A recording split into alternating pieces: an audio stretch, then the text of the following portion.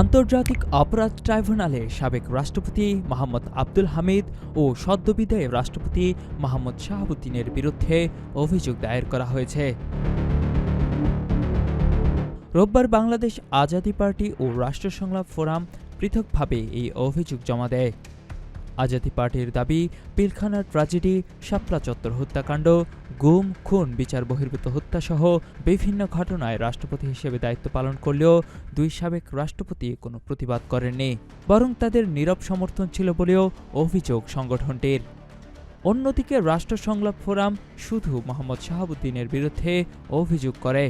সংগঠনটির দাবি, ২০২৪ সালের গণ অভ্যুত্থান, মানবাধিকার লঙ্ঘন এবং ছাত্র জনতার উপর দমনপীড়নের ঘটনায় তার ভূমিকা নিরপেক্ষভাবে তদন্ত করে বিচার নিশ্চিত করা উচিত।